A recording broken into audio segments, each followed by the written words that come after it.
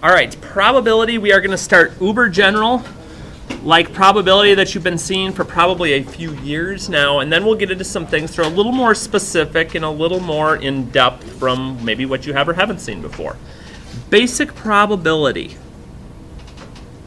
definition-wise, will be our number of successes, or the number of things that we want to happen, over the number of total outcomes. Number of successes divided by the number of total outcomes. And again, that can vary from problem to problem based on the information. For instance, our very first question. What's the probability of choosing a girl from the students in our class? Well, it'd probably be good if we got some information. And I didn't do this ahead because I never knew who was going to be here or not. So, 7 girls, 24. What's that? 7 girls, 24.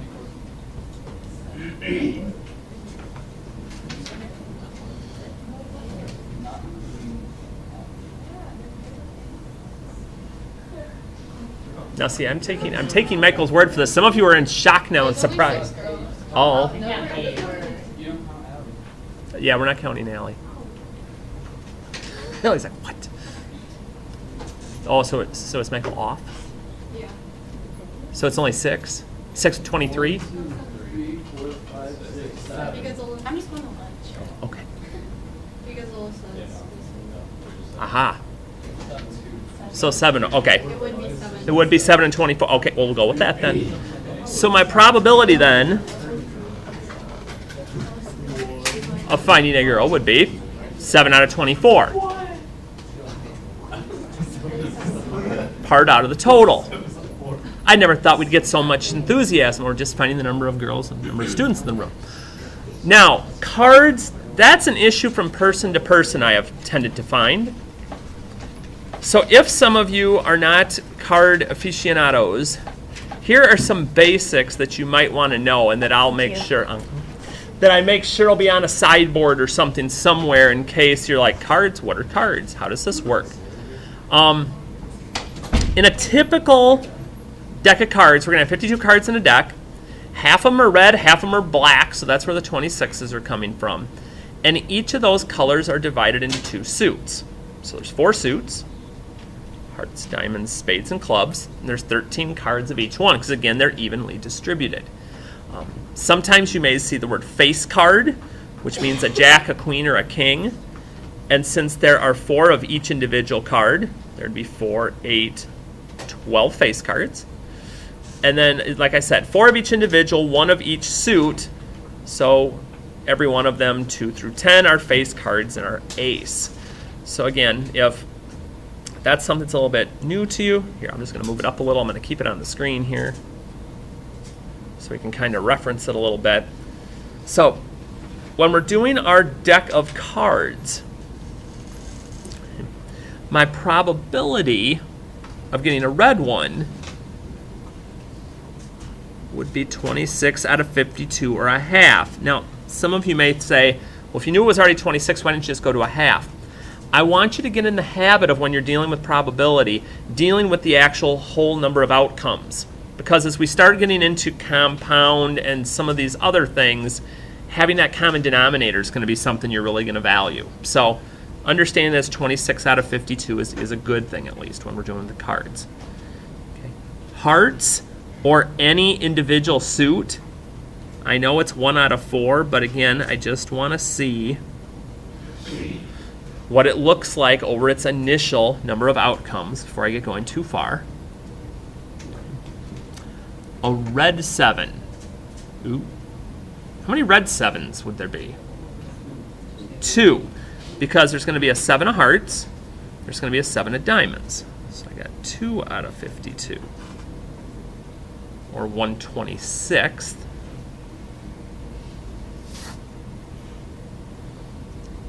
A black heart.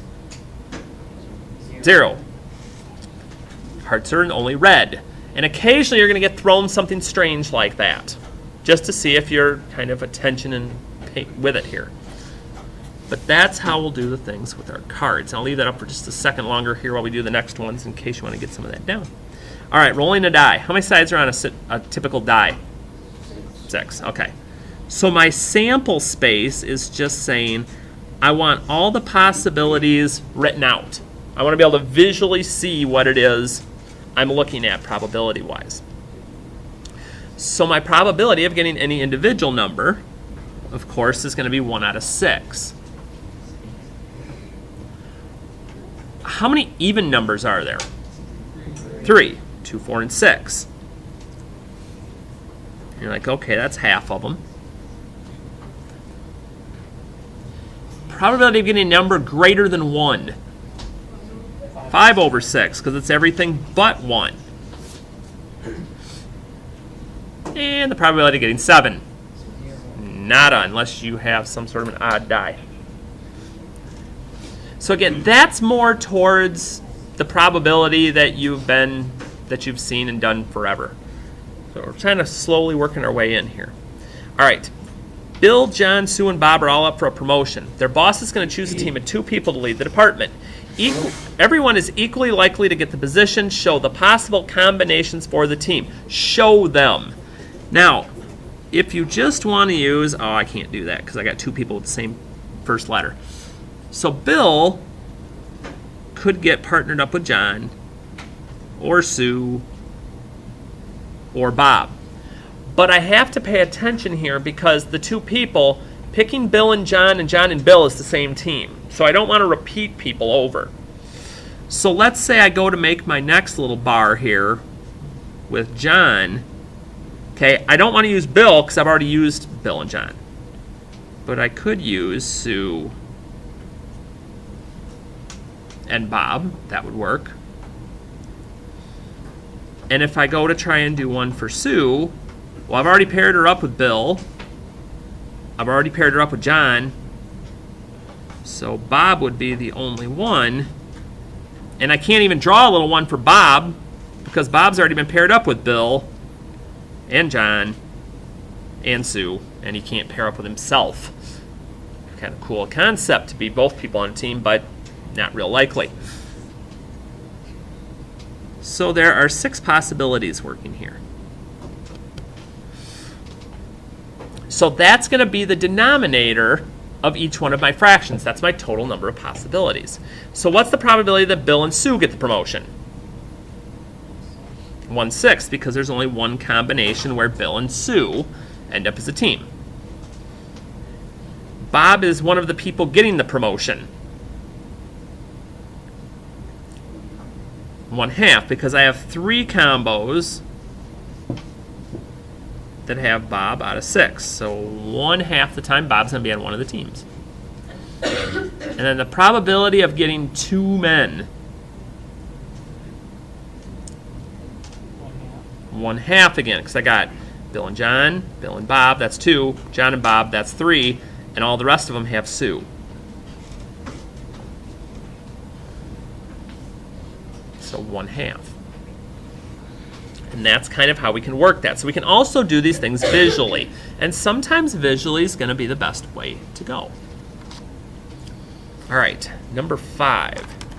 A couple is planning on having 4 children. Whew.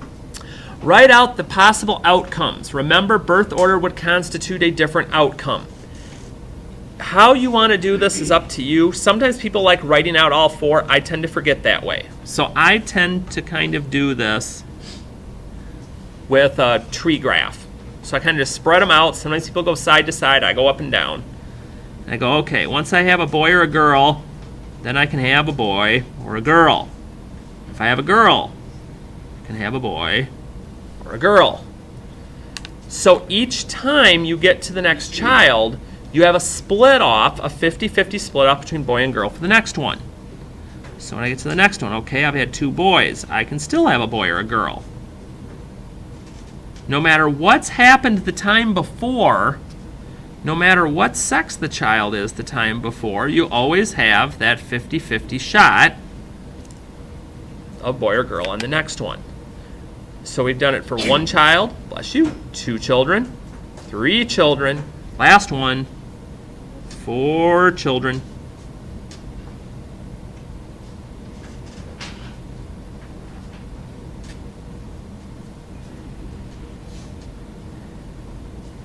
And you see why we want to find some ways when we're doing probability using formulas or something to shorten this up. Because just imagine if we wanted to go up to like 8 or 9 children, how long that would take. So we finally get to the end, and you're like, okay, so what exactly did this accomplish? Well, a couple things. One, it accomplished us being able to figure out how many possible outcomes there are. Whatever those last trees add up to, 1, 2, 3, 4, 5, 6, 7, 8, 9, 10, 11, 12, 13. There's 16 possible outcomes, so that tells me what my denominator is going to be for each of my probabilities. And that's probably, at least for this particular example, going to be enough to get me through these. Sometimes we may literally have to work our way through these to figure out, which one's which, but I made the easy enough ones. How many of my possibilities have all girls in it?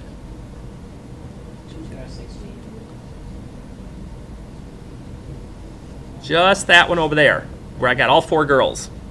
Every other one's got at least a boy somewhere. So we only got one possibility. Because every other branch that branches out here isn't going to get me 4. All boys, same thing. 4 boys is only going to work on that very first one over here to the left.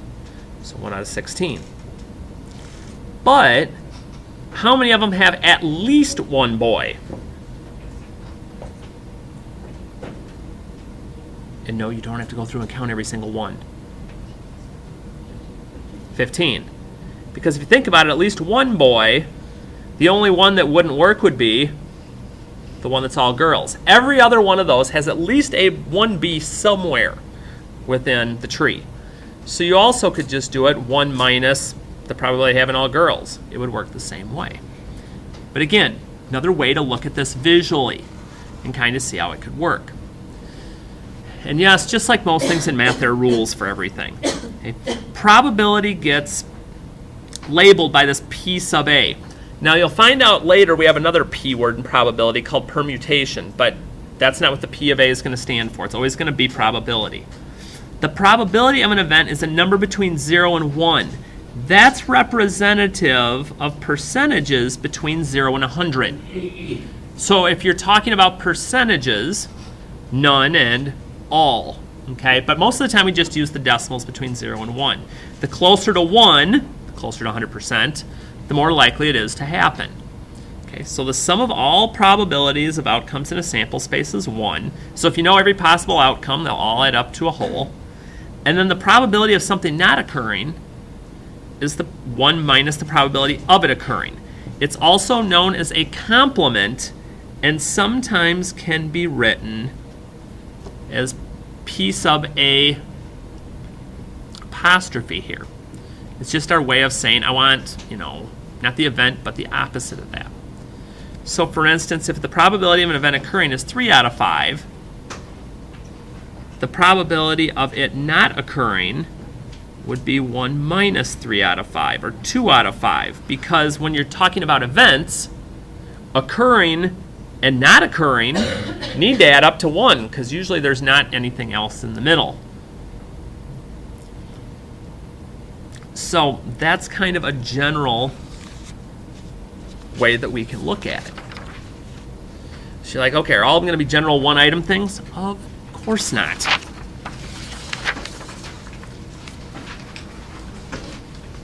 Sometimes we're going to have multiple events going on that are compound. Now there's 2 types. Independent events, events that don't affect each other at all. They each do their own thing. You still can find out the event of them going together, though. So when that happens, when we see the word and for multiple events, it means we're going to multiply. So if you roll a dice and flip a coin, I should say if you roll a die and flip a coin, what is the probability you will roll a 5? Okay, we'll stop there. 1 out of 6. Then flip a tail. Again, me rolling a die and flipping a coin have no effect on one. One has no effect on the other. So I multiply their individual probabilities together and then just multiply across and reduce if I could. But that's it. So theoretically, if I rolled a die and flipped a coin, 1 out of every 12 times, I should get a 5 and a tail. But again, that's theoretically, and we'll talk a little more about that later. If you roll a pair of dice, that's better. What's the probability you'll roll a pair of 3s? Again, each die has its own probability. So the first die I roll, it's 1 out of 6. I'm going to get a 3. Second die I roll, it's 1 out of 6. Then I'm going to get a 3. Multiply them together. Theoretically, once out of every 36 times, I should get a pair of 3s.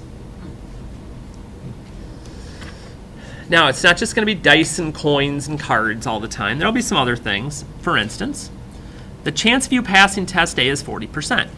The chance of you passing test B is 20%. Eee. Note that the tests are independent of each other.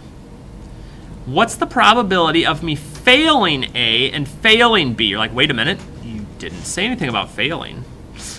Well, if my chance of passing A is 40%, what's my chance of failing? 60. Okay, so fail A is 60. And we're going to run into the same thing here with B. If pass it is 20, we'd have fail B is 80. But when we're trying to find probability, remember, it's going to be a value between 0 and 1. In other words, we need to be using the decimal form of these. So if I'm going to fail A, 60% is 0.6 or 0.60.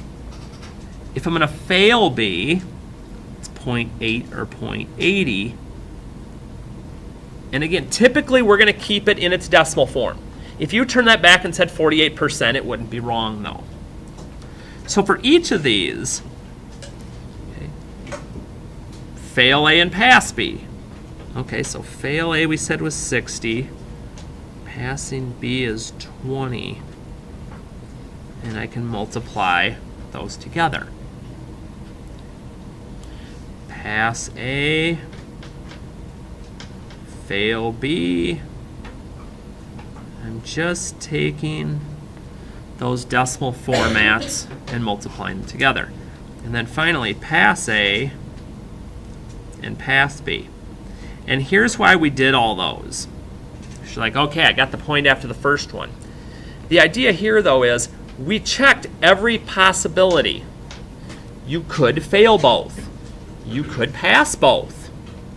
You could fail the first and pass the second. You could pass the first and fail the second. Those are the only 4 options there. But if I add up all their probabilities, 48 and 12 is 60, 92, 100, or 1. Since we have all the possible outcomes, all the probabilities have to add up to 1. But again, that's only if you know all the possible outcomes. If it's some ridiculous thing where there's 50 different options, unless you know all 50, you're not going to know what the total probability would be. But again, keyword here, and. You see and, we're multiplying. If the word in the middle changes, okay, and we'll get to that, it's almost here. Dependent events, multiple effects that affect each other. The first thing happens, given that first thing happens, then this happens, but notice I'm still multiplying. You're like, so what's the difference then? Well, for instance, if you have a deck of cards, what is the probability that you will pull 2 aces in a row, called without replacement? So let's bring our cards back here for a minute. We'll pull this down a little further. Okay, so 2 aces in a row. Well, how many aces are in the deck? 4. So 4 out of 52 when I pull out of the deck the first time. Now, if I'm fortunate enough, given I get that first ace, how many aces are in the deck now that I have one in my hand? 3. How many cards are left in the deck? 51. So I'd multiply those together. And for some of you, you might feel it's a little easier to multiply together if you've reduced the fractions already. Or I guess you could type them in the calculator and hit math, enter, enter. That would do the same thing for you. But we find out, like 1 every 221 times you would try, you'd get 2 aces in a row. So that's something that you can kind of keep in mind if you're ever in the gambling mode with anybody. Yeah, we won't be discussing later how you can use these probabilities to make money off of people. You have to figure that out on your own.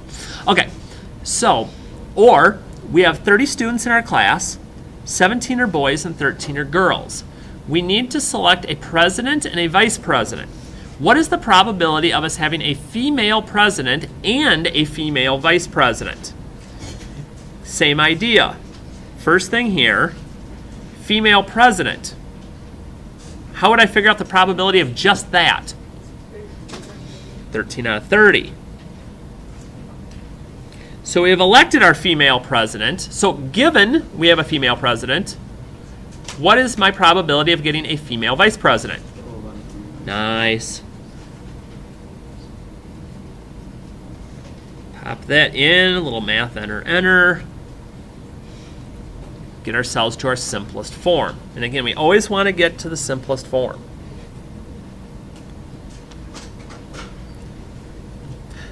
Everything we've done so far on this side, whether it's been independent or dependent, multiple events, okay?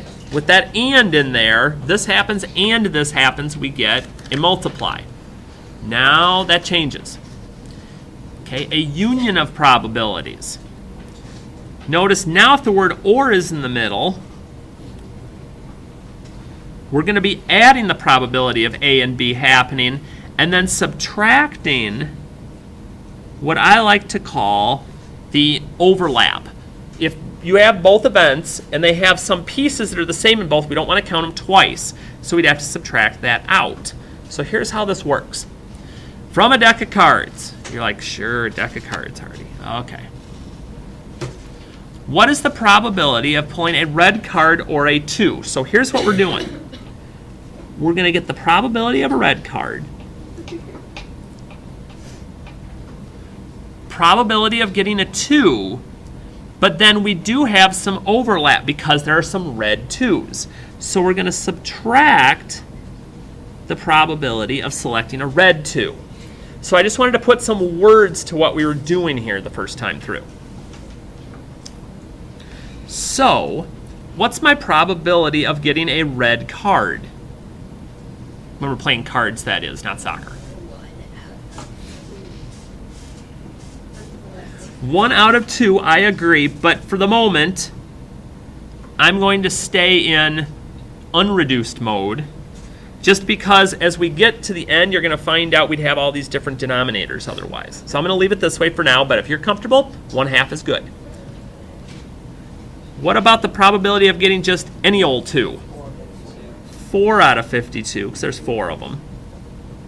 But how many red 2s are in the deck? 2 of them. So those are the ones that are my overlap, because those 2 cards right now are being counted in the red cards, and they're being counted in the 2s, and we don't want it to be counted twice.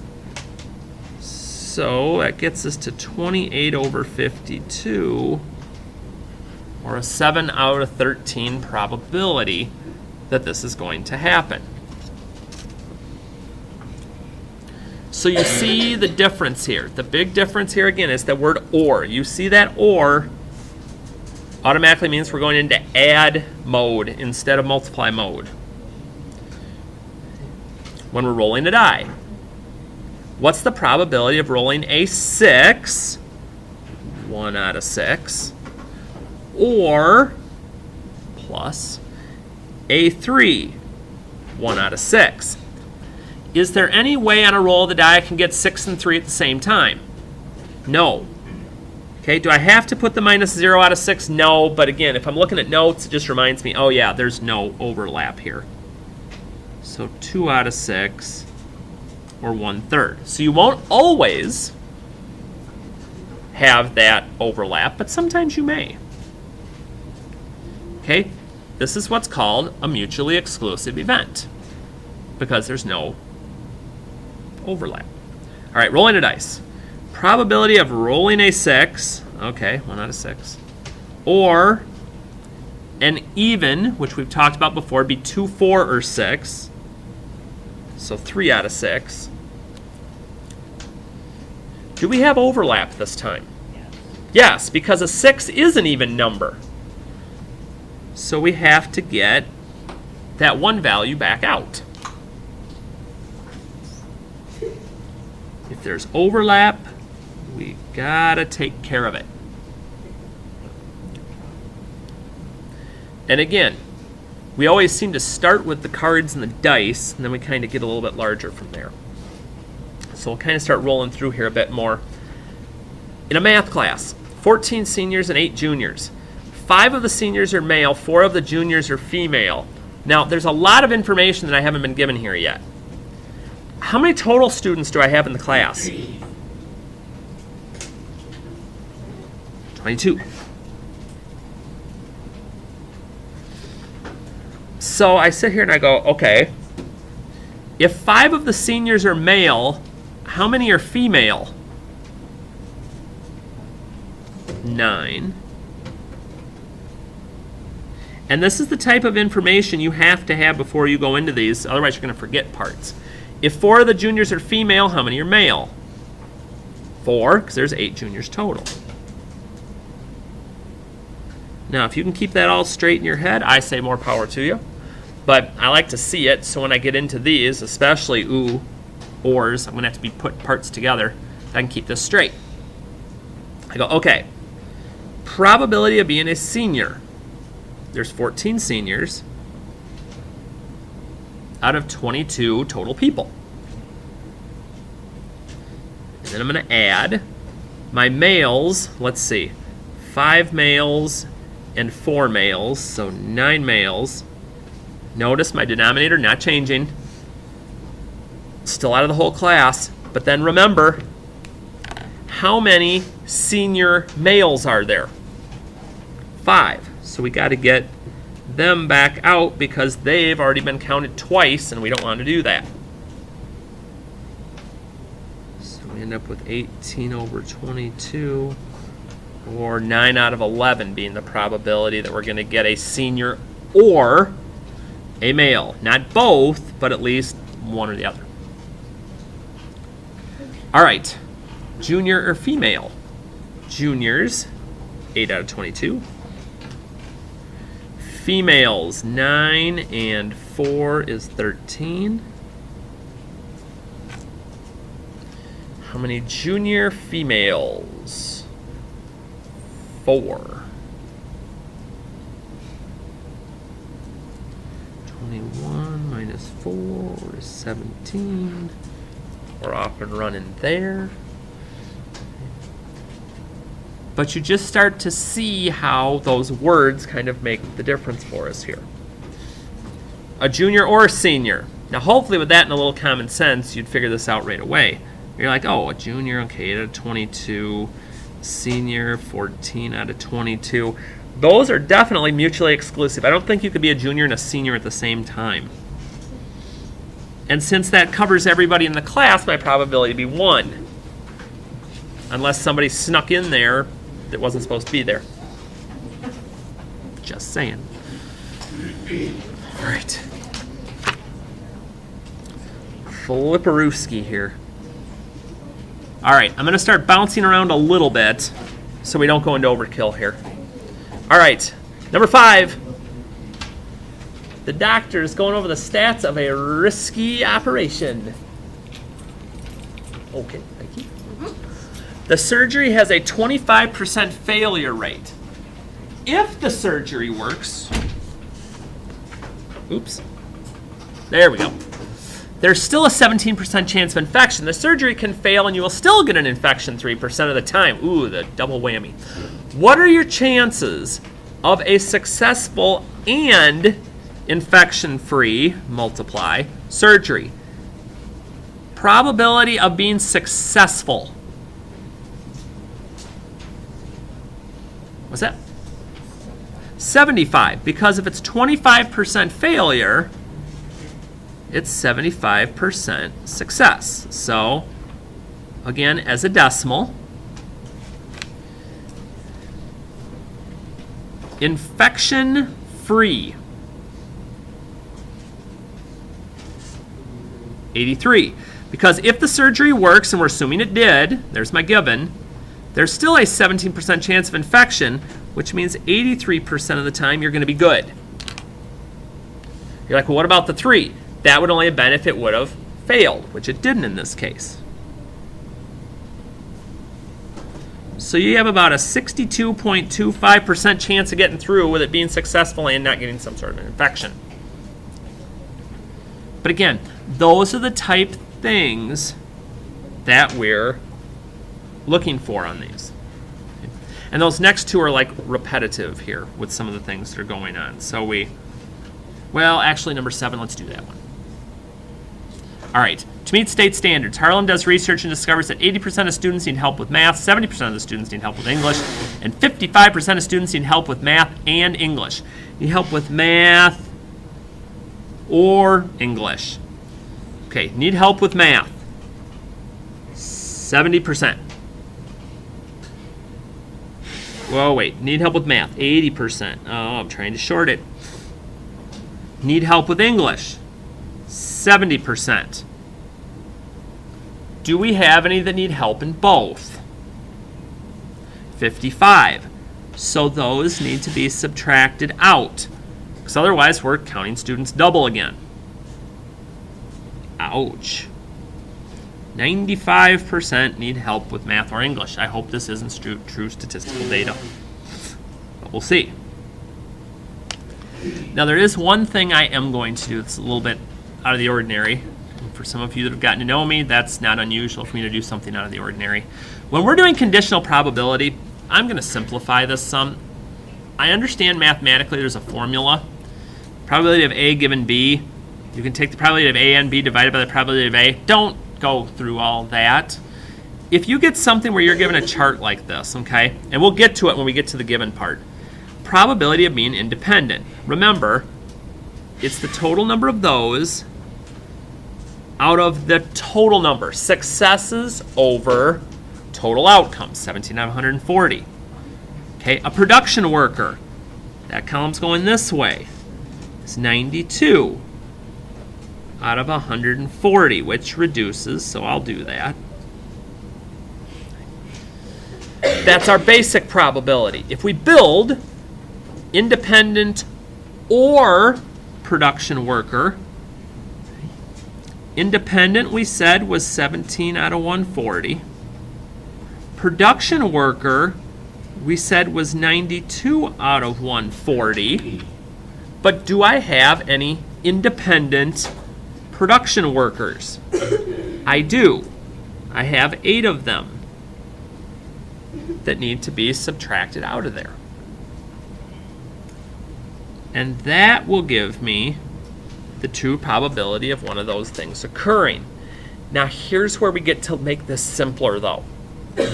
When the word given comes up, instead of making it divide by a fraction, all this, you start with the given part and work your way back. Given, it's a Republican. There are 55 total Republicans. How many of them are executives? 34.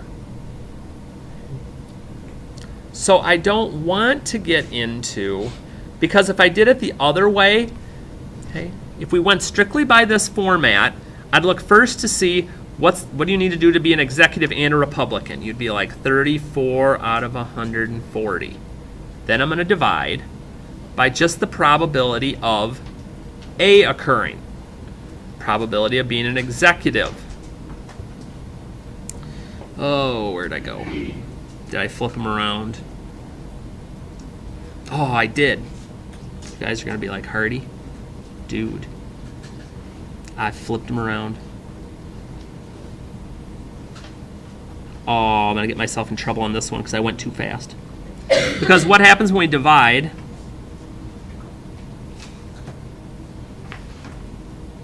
I did. I went too fast. That's what happens to me when I go too fast.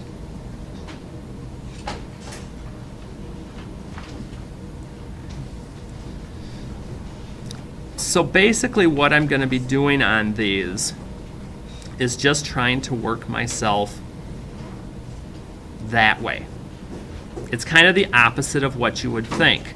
because what I did was I got going too quick here and went this way instead of this way. Because you'll notice when we had our initial here, we'd ended up with 34 out of 48. We'd have had 34 Republicans out of 48 total with my executive. That's what I'm trying to do here. So whenever I do these, and I'll do one more with the formula so you can kind of see how they work, independent, given it's a production worker, my probability of A and B occurring, independent production worker, would be 8 out of 140 divided by the probability of A, the probability of being independent, 17 out of 140. And again, it just causes the 140s to go away and to give me my solution. So as long as you can think, slightly backwards on this, my total number of independents will still be the bottom. Okay. Here, my total number of executives will still be my bottom. Just something to kind of think about. But again, if the formulas work better for you, that's okay. The tree I am going to skip because that's just silly to make a tree on flipping a coin and rolling a die. We can do that in our head faster. So, flipping over. Saving the easier stuff for the end. Like I said, this will get us more into work mode for the next couple of days after this. All right, a class of 30 students, we need a president, a vice president, and a secretary. 3 different things. A student can only have one position. How many different outcomes are possible? This is called the fundamental counting principle. I need a president, a vice president, and a secretary. Well, I have 30 choices for president. But once I choose my president can't hold another office. So there's only 29 spots available for the vice president. And for the secretary, I've already used 2 of them. There's only 28. And you just multiply them together. That's what that's going to be called. Now again, revisit the 4 children problem, the one we did before with our tree graph. Create a tree showing the possible outcomes. I believe, if we look back for a moment, we already did that. I don't know why we need to make a tree again. We already treed it and found out there were 16 outcomes. So forget them in their little secondary tree. We're just going to use this one. So the last thing then, and you're like, this figures, this is going to be the one we need to do the homework, is permutations and combinations. And here's the deal with that. Permutations, order matters. So when you're doing these, if the order of something matters, like it did up with our president, vice president, secretary, those positions are different, you need to do that. And that's signified with this P, with this N and R, N standing for the number of total outcomes, R standing for the number of things we're choosing. If you have a calculator, a graphing one, and I'll show you in a minute how that would work, that's great. If not, we're going to do something with this stuff called factorial. And most calculators have this, most scientifics do, but we'll get into how to calculate it on your own too if we need to do that. Combinations, order doesn't matter.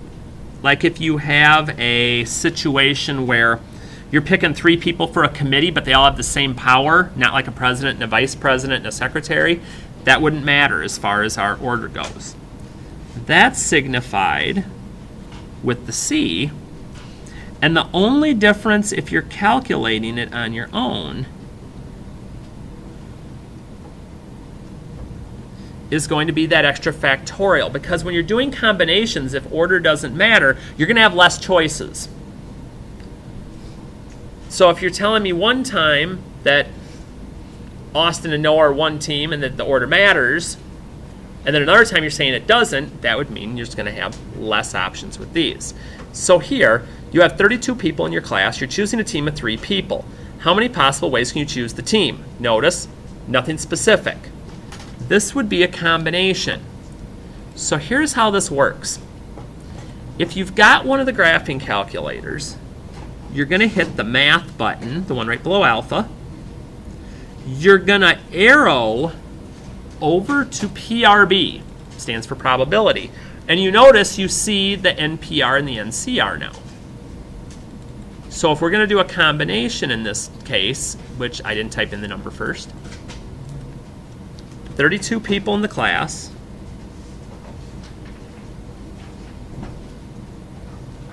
Let me hit my math button here again. I got a little overexcited about this. And then I type in my number at the end. And it'll calculate it for me. Well, what if I don't have a fancy calculator that does combinations and permutations? What do I do? Here's how it works. I'd do 32 factorial over 32 minus 3 factorial. 3 factorial. You're like, well, that's still not telling me much. Here's how this works. 32 minus 3 would be 29. So if I don't have a fancy calculator, here's how I can make it go a little faster. Factorial just means you're going to multiply every number from that number on down together. So 32 factorial would be 32, 31, 30, 29, 28, 27, 26, and so on. You go until you get to the biggest one.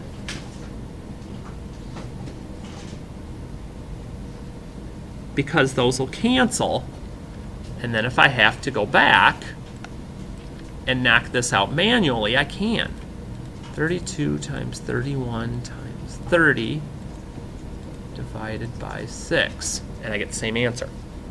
So I don't have to have a fancy calculator to do this. That didn't take me long anyway compared to other ones. Just one more to make sure. How many ways can 8 students be placed in a line? Now that does make a difference. If you're in line trying to buy something, you want to be first, not last, so it matters. That'd be a permutation.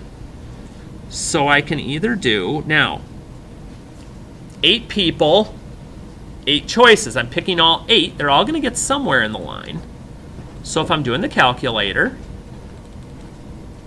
I'd do 8, permutation 8, get my big ol' answer.